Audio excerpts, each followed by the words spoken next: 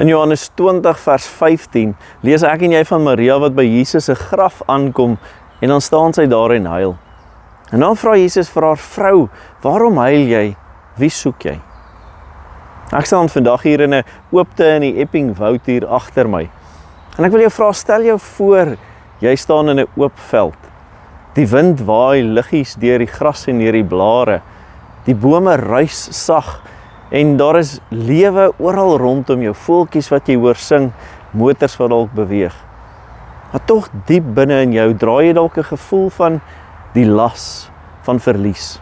Vra sonder antwoorde of die vaag gevoel dat iets nog kort, iets ontbreek. Dis hoe Maria Magdalena moes gevoel het toe sy buite die graf staan en huil. Die graf is leeg, die liggaam is weg, die hoop is verlore. Maar dan kom die vraag: waarom huil jy? Wie soek jy? Nie 'n veroordeling nie, maar 'n uitnodiging om te gaan ontdek. Want daardie stem was die een wat haar naam roep, wat haar naam ken. En dis nie die van 'n tuinier nie, maar van die lewende Here. Ek en jy leef in die na-Paasfees, die na-Paase. Die graf is leeg, die dood is oorwin. Maar as ons eerlik wil wees, bly baie van ons steeds by die graf in ons lewens staan, by die dinge wat dood is of verlore voel. Drome, verhoudings, vreugdes van die verlede. Maar Jesus roep ons egter om soos Maria om vorentoe te kyk. Nie net na wat was nie, maar wat nou moontlik is. Paasfees was nie die einde nie, dit is die begin van 'n nuwe lewe, 'n nuwe siening, 'n nuwe roeping. Soos jy vandag in die veld van jou lewe staan, vra hy ook vir jou: wie soek jy? My gebed en my hoop is dat jy hom mag sien, nie as afwesig nie, maar as teenwoordig, nie as dood nie, maar as lewend in jou, met jou en vir jou.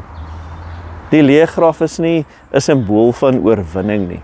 Dit is die beginpunt van die ware lewe saam met die opgestaane Jesus Christus, ons Here. Here Jesus, leer my om U in die leë plekke van my lewe raak te sien. U stem te herken. Verander my trane in nuwe hoop en help my om elke dag U oproep te aanvaar en te hardloop na die ander en te verkondig dat U leef. Ja, my Here het waarlik opgestaan. Amen.